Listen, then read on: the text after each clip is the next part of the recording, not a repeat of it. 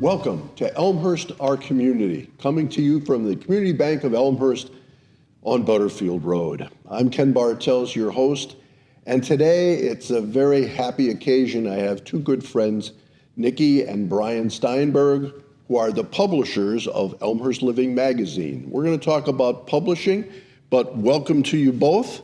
And my first question is sort of to get some background for our audience. So, where'd you go to school? Where'd you grow up? How'd you meet? And we'll worry about the publishing stuff later. Yeah.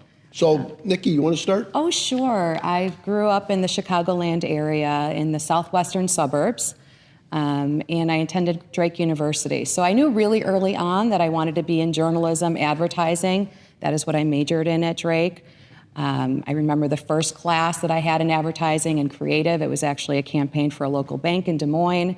And I was hooked. I loved the idea of connecting, first of all, learning about all different kinds of industries and be able to sort of problem solve, right? To be able to connect a product with that potential end user. So that is where I got my start, and that is a little bit of my background.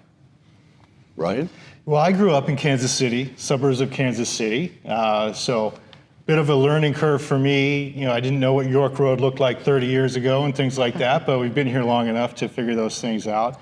After high school, I went to study at Drake University. So throughout high school, I knew I really wanted to do something in media, in journalism, and Drake was an opportunity to really plug in right away and do those things. And so that's where I met Nicky. We both shared the same major. We ended up having quite a few classes together, worked on a lot of projects together, and after graduation, I followed my college sweetheart back to Chicago, and that's where we've been. So, well, first of all, just an aside, and you may know this, but four-term mayor, kind of a local legend, Tom Marcucci, is a Drake graduate as well. But Bulldogs aside, so you meet, you're in Chicago. What are you doing? What are you doing then? Both of you, for that matter. But Well, as soon as I graduated, I had a vision of working for an advertising agency. I mean, we're very blessed to be in a market, Chicago, that is known for advertising, Chicago and New York. So I very quickly, after I graduated from Drake, got a job at an advertising agency. I was an assistant account executive, bottom of the totem pole, worked my way up, was very focused. I had a very singular vision of what I wanted to do and what I wanted to achieve. I come from a family where work ethic is really important, so I decided I was going to be one of the first ones there. I would never say no to a project. I would work harder than anyone to try to, make my way up. So an opportunity came up through that. Early on, it was a print agency to start this new division that was talking about something that most people didn't think would work, but it was called internet advertising. And so early 2000s, I jumped on board with that and really started to pursue that part of marketing. Well, that internet thing was it was a fad, right? Yeah. That'll never go anywhere. Yeah, that's right. For me, I knew I always wanted to do something in media. In fact, when I was in college, I had an internship at a radio station back home and got to intern with the sales team and the events and promotions team. And that's really where I think I saw my future. Just riding around, visiting with local business and small business and putting campaigns together for radio stations, actually building, doing radio commercials and having some fun with that. And I saw that this could be a career for me. And so after school, I worked for a large radio media buying agency. It's really got my first taste in radio, and then went on to really when I got into local was supporting local business with cable TV ad sales.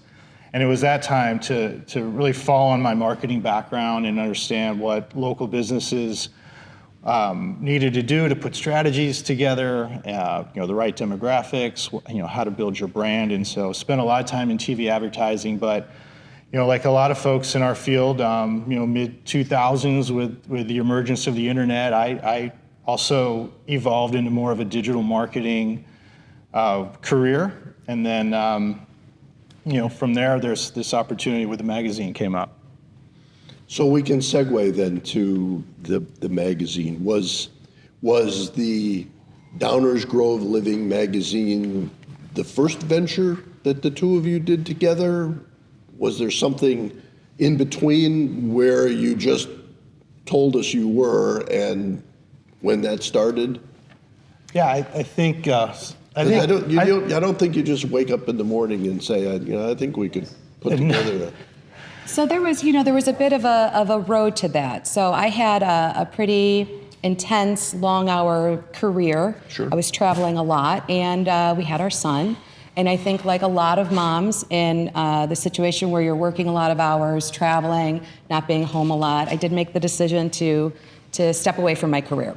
And it was the best decision I ever made. So for several years, I was a stay-at-home mom with our son, and stepped away from the career in advertising, and really wasn't sure how I was going to reemerge into the workforce. I think it's confusing for a lot of women that take that step back, and we just don't know, does the skill set that we have apply? Did we miss out? Do we want to work those hours again? Where do we find that work-life balance? I think is what we're all chasing as moms specifically. We want to have it all. It's really tough to juggle it all. So that is where I was at the time that Brian brought the idea for us to work together on a magazine. Yeah, I think, Nicky and I our careers never really overlapped, but sort of took a similar path with media and marketing, and to the point where we could have conversations about our days at work, and we could really relate to what each of us was doing and the challenges we had, or what our goals were, and those sorts of things. So we didn't necessarily plan to work together, but I think it ended up becoming really easy for us because we sort of knew the same things about what we were going through in terms of a career. And then, like Nicky was saying, we were sort of at a career crossroads. I was working for one of the largest online directory and review sites, and exhausting commute, gone all day, type of thing. And we thought that there could be another way to do this, and that's where a friend of mine, a work colleague of mine that I knew down in Florida, was publishing these magazines, and I was really interested in the idea of it. I could lean into my marketing and advertising background and lean into having consulted with a lot of small business and local business throughout my career, and we could do something. Not only could we do something together, but we could do it close to home, and we could do it in our community and in our neighborhood, and be a productive member of that community, and that's where we thought we would give this a shot. So what year is this? When did Downers Grove Living Oh gosh, so this is 2020. We sort of started this in March of 2020, 2 weeks before shelter in place. So it was an interesting launch of the idea and the business. We were in a situation where we were no longer able to sit and talk or connect or meet with business owners or talk to the families. There weren't community events. So we had to make some pivots rather quickly. And, Brian can really speak to a lot of what we were doing at that time, but it was really making phone calls from the basement. It was trying to figure out, how do we launch this? We believed in it. And I sort of saw it as, now more than ever, we need this in our communities. We need to connect because we're actually not physically able to see each other. And I saw this opportunity for this to bring us closer together. And also during COVID, I feel like a silver lining was this sort of realization in our communities of who is owning these small businesses and how do we support each other? How do we help each other? That our neighbor owns a shop on Main Street. All of these things that I feel like we'd gotten away from as a community a little bit. And this gave us an opportunity to reconnect and support each other and help during a really interesting, I'll say, time that we all went through. Yeah, I'll add to that a little bit is I think COVID definitely was a strong catalyst for the launch and the quick success for the magazine. Because like Nicky was saying, we're in this community, and local businesses were challenged to stay afloat, and your local restaurants were trying to get as creative as they could to keep serving customers. And you had charities and these organizations that didn't want to close up shop. They still wanted to serve their community and do things that they could do to help. You had kids that were still playing sports, youth sports, maybe not in Illinois, but you had kids that were playing sports. And so, all these good things were still happening in town, and we thought there needs to be a way to share this and to share it on a platform that was more tangible. And I think there was a time where there was a lot of maybe digital fatigue. Everything was virtual, everything was on a screen, and maybe it was time to put that away and read a book, read a magazine, unplug a little bit. And I think all of that happening around the same time really gave us a good start into launching Downers Grove Living Magazine. Well, I think, Nicky, you used the word pivot, which was a big buzzword all during COVID because everybody was having to do that. And there were, essential businesses and non-essential businesses, and we remember those things. It's interesting when I talk to friends and colleagues about COVID. It's like, on one level, it's like it never happened. Interesting. Yeah. But on another level, it's like all of a sudden all these things come into play, all of the things that everyone had to do to adjust and make things work and arguably come out a lot stronger. I agree. So Downers Grove Magazine, you launched that 2020. It's successful. How does branching out into Elmhurst happen? Well, it didn't happen overnight. We gave it a lot of thought. So we were 2 years into Downers Grove Living. And I would say after the first year, we really started having conversations about expansion and what is the next community? And can we handle another community? And, just sort of the focus of it. And we were looking at a lot of different communities, and Elmhurst, quite honestly, just kept rising to the top of our list for a number of reasons that we can talk about. But we really gave it a lot of thought on should we do an expansion, and then what is that perfect community to launch our second magazine? We really I look for some sort of like emotional aspects of a community. I call it this pride of your town, this pride of community. There's a lot of love for Elmhurst. There's a lot of pride of Elmhurst. There's a lot of support of the local business community. There's a strong chamber of commerce. All of those things really draw us into a community because that's really what our magazines are about. It's this pride of the community, it's pride of the residents around you, and it's celebrating the community and the residents. And Brian can speak to a little bit more how we decided on Elmhurst being our second community. Yeah, all those factors definitely rose to the top for us. We sort of learned a formula of what made Downers Grove Living successful, and a lot of the things that Nicky was touching on here. And throughout my local career, I knew Elmhurst. I've had some clients here. We have some dear friends that live here, and really felt like this could.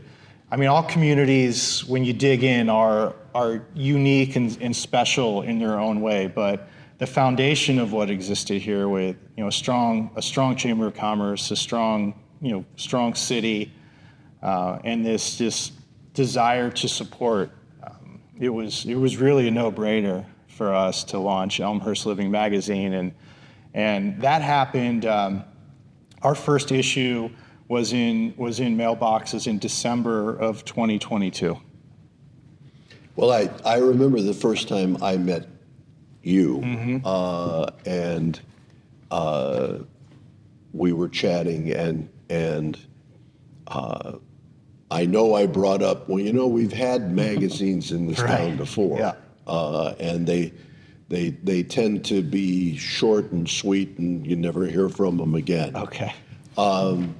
But immediately you countered with, but things are different now.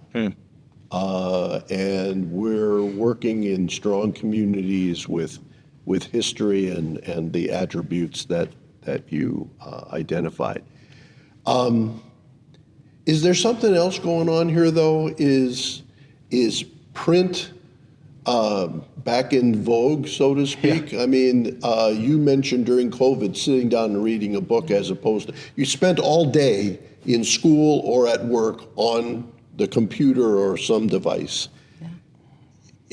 Is print back, so to speak? Yeah, I think it's back in a slightly different way than maybe it was sort of phasing out. But if you go back a little bit and you think about ways that businesses were trying to brand and create awareness, like traditional media, traditional marketing with TV and radio and newspapers and magazines and billboard and even the yellow pages, like very, very traditional type of advertising that was sort of the only game in town.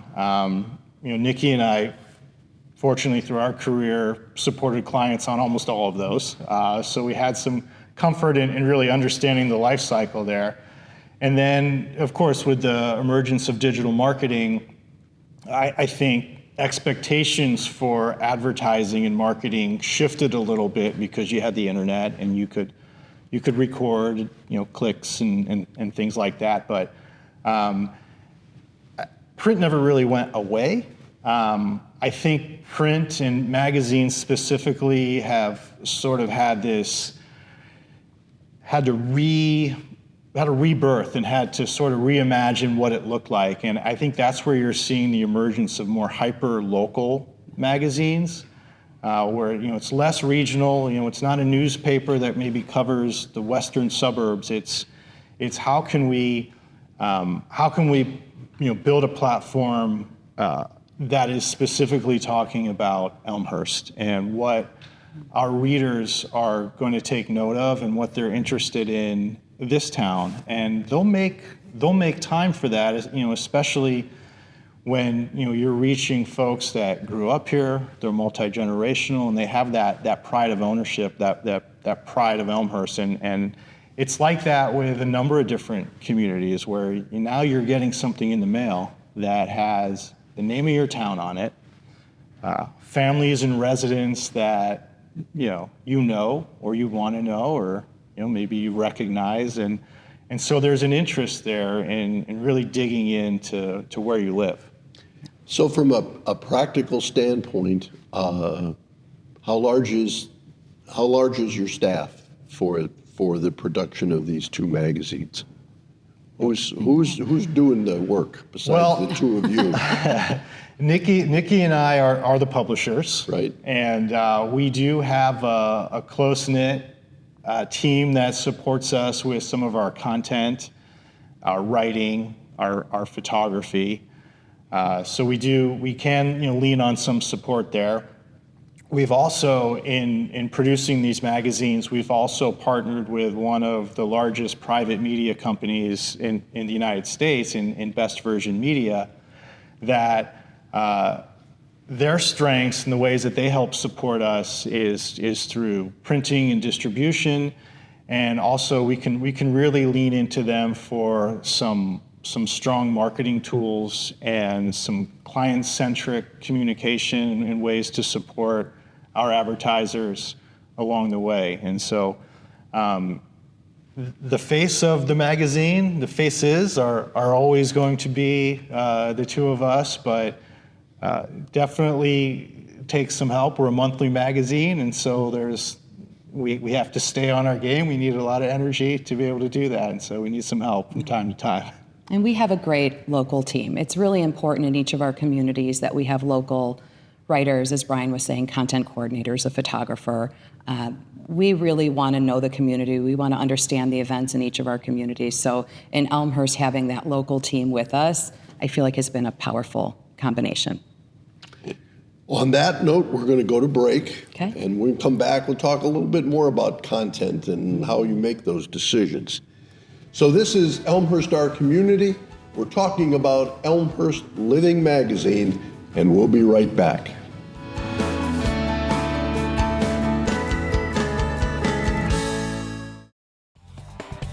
The Community Bank of Elmhurst Business Zone has modern co-working space and a conference room free for customers.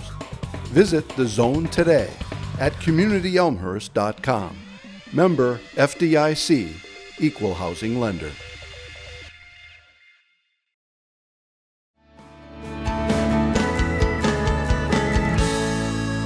Welcome back to Elmhurst, our community. We're talking to Brian and Nicky Steinberg, the co-publishers of Elmhurst Living Magazine. And when we went to break, I said we were going to come back and talk about content, and we're going to do that. But first, I wanted to ask both of you, in your minds, what distinguishes Elmhurst Living Magazine from its competitors? And I thought back that the second program in this series that we did in this room 5 or 6 years ago now, interviewed the publisher of West Suburban Living Magazine.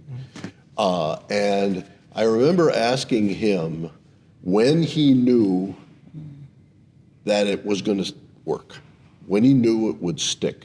And he's been in business now for a long, long time. Big six, yeah. So from an Elmhurst Living Magazine perspective, how are you distinguishing yourself?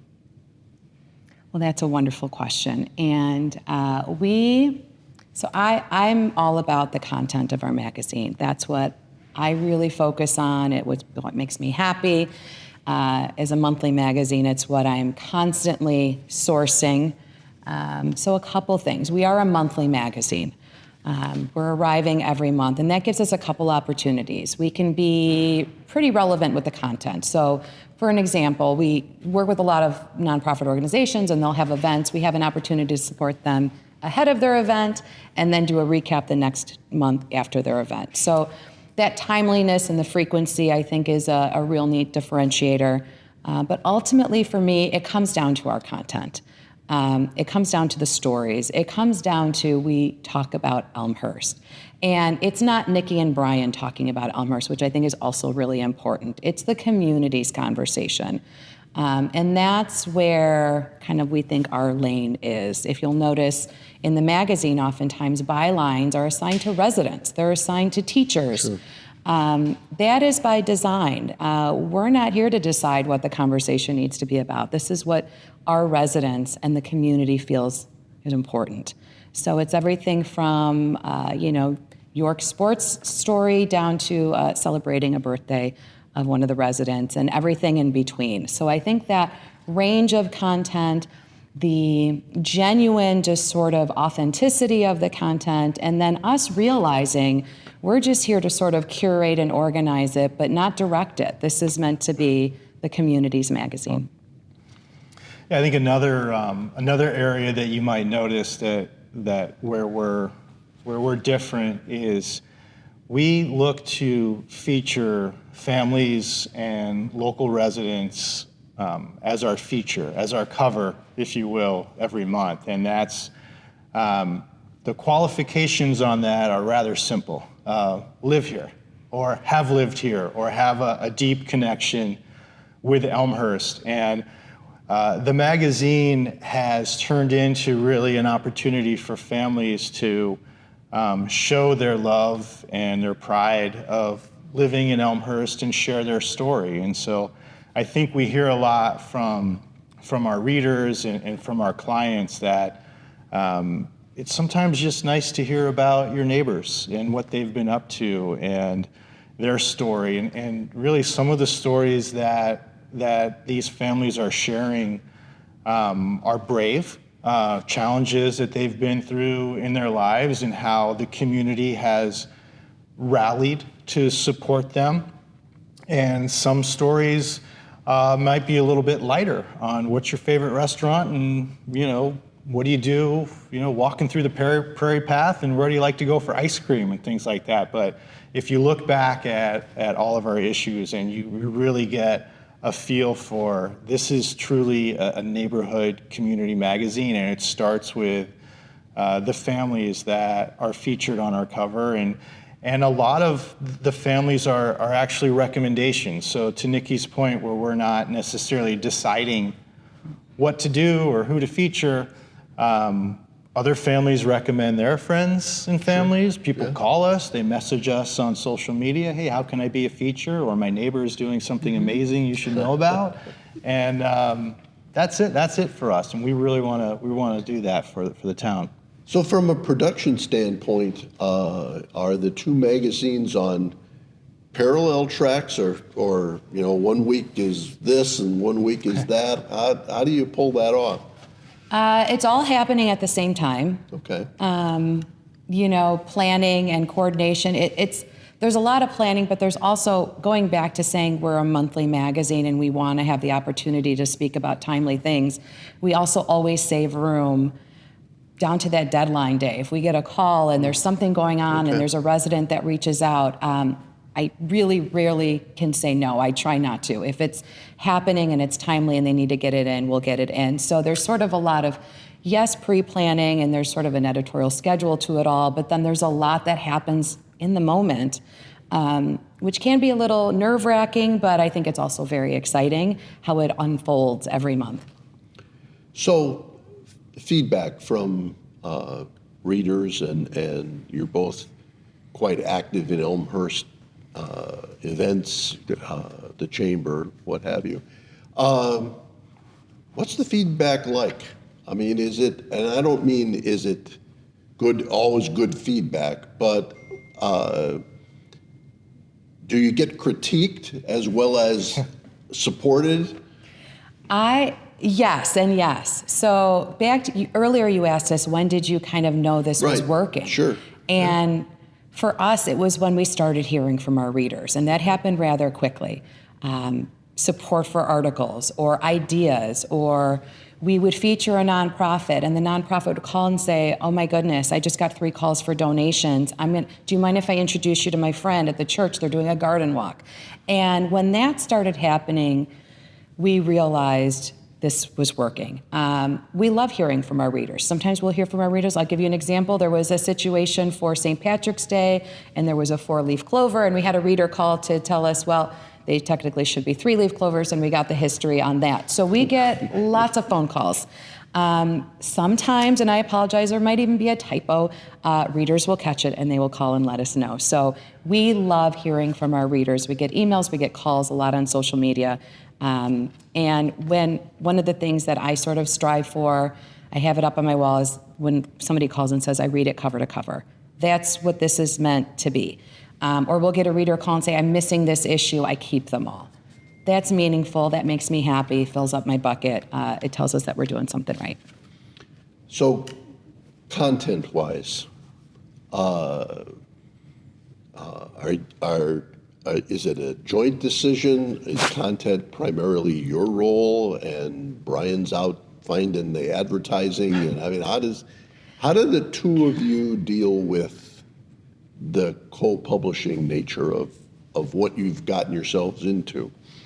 I think in any organization, you have your roles. My role has certainly been more on the, I will say, client development, client service, and content organization. But we're both, sourcing stories, I would say. My ears are always listening. I can be at a store and I can hear somebody talking about something. I'm not eavesdropping, but I'm always kind of listening. My ear is tuned to really hear what's happening in the community. So the stories and the content really evolves from outreach. It involves from us being at events and seeing what's really going on, stories that need to be covered. Referrals, again, from organizations where we've covered them. Will you cover a friend of ours organization? So a lot of the content comes there, but Brian is also out there just as much as I am and talking to local business owners, and they have needs, and we're really, a big focus of ours is to support the local business community and to celebrate local business owners. So whether that be a ribbon cutting or a grand opening or celebrating 30 years in business, we need to know about that. We want to celebrate you, even if you're not a client of ours. It's important that we support each other. So we start Elmhurst Living Magazine, and you're starting to get feedback.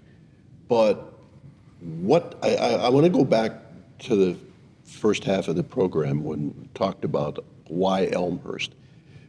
What were the initial impressions that you got when you first launched the magazine? And I don't mean feedback, but did people, I know about, this is a rambling question, I apologize for that, but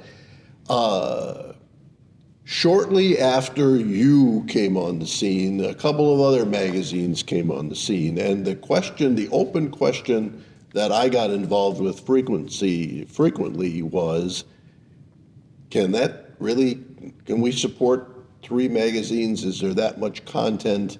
So it's a rambling question, but what kind of impressions did you get early on in terms of supporting the concept that you came up with? Yeah, I think it's when we finally had an opportunity to sit down with business owners, business leaders, community leaders, and listen to what was important to them. Like as you mentioned, up to that time, a platform like this really didn't exist for a while. Right. And stories needed to be shared, and businesses needed to be celebrated, and exposure needed to happen. And so I think a lot of it just came from Nicky and I being authentic and transparent in our approach to how we want the content to flow and how we want the magazine to read, and really sort of stay in our lane. And it for us, it continues to fall back on having the right kind of content that's going to be meaningful and relevant for our readers. For the most part, Elmhurst is interested in what's happening in Elmhurst. And I think it was important for us from the beginning to let everybody know that that's going to be our goal, is that when you open up our magazine, that you will see not only businesses in the neighborhood that you know and trust or might be introduced to, but you will also see your community leaders, you will also see your events, because like you're alluding to, we have multiple magazines. What we really set out to do is when a reader in Downers Grove gets Downers Grove Living, that's a magazine about Downers Grove, and it should be, because that lends to itself to maybe our success, if you will, or just the positive reaction that we get, is because they know that they can learn from this and they can celebrate what's happening in their communities. And so once I think we really laid out our plan, and in doing that, also asking for help and asking for guidance and not trying to be the expert already, asking what's important to readers and leaders and business owners, that dictated the direction that we wanted to go, and I think set us apart. Last question. Is there going to be a number 3 somewhere? Well, I feel like we're having a reveal here. Well, you don't have to reveal. Yeah, no, of course. Well, there is a number 3, actually. We recently took over Clarendon Hills Living Magazine in June, so just a month and a half ago, and we're launching our 4th magazine next month, Westmont Living Magazine. Here we go. So, yeah, here we go. We've found that we're somewhat addicted to really leaning into these communities and understanding the history and meeting the people and celebrating what they want to celebrate and going to their events. And like we were saying earlier, each town is so unique in its own way, and it's a lot of fun for us. We really do we're a husband and wife team, but we really do have a good time. And the lines between what is work and what is social are totally blurred. Sure. They just are, because our calendar has events that are happening all throughout these areas that are important to us and that we cover. And I will tell you that we have made some amazing memories as a family and a family business by just getting out and going to things, selling pumpkins at the Fall Fest and walking in the Dan Gibbons Turkey Trot and things like that. So we've really had a good time doing this, and we want to keep going. Sounds to me like you're going to have to clone yourselves. For sure. I think that'll be an interesting challenge. Yeah. We did bring on our son, who's going into high school, Well, there you go. to support us a little bit there too, and get him on the track. That's terrific.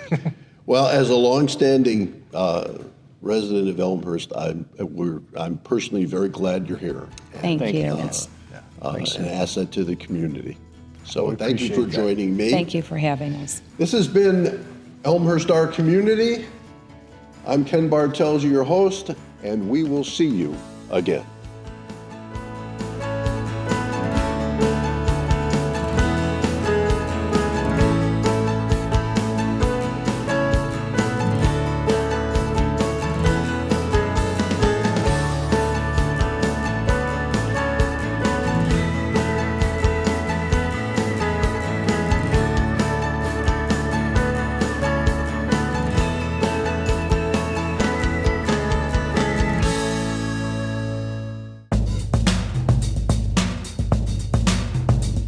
This is the Community Bank of Elmhurst. We've been in business since 1993. 2 locations, Butterfield Road and right here, downtown City Center. We were the original community bank in Elmhurst. It was started as a response to community need for more personal banking. We're not a big bank, but we're a highly personalized one. The For You sign behind me demonstrates the fact that that's what we exist for. Our customers and community first. What makes our business unique is that we look at every individual as a person, as someone who we want to get to know and get to know better. People come into this bank, they're greeted by their first name or their preferred name because we know them, and we've known them, many of them, for a very long time. The best thing about running a small business in Elmhurst is the opportunity to know your customers.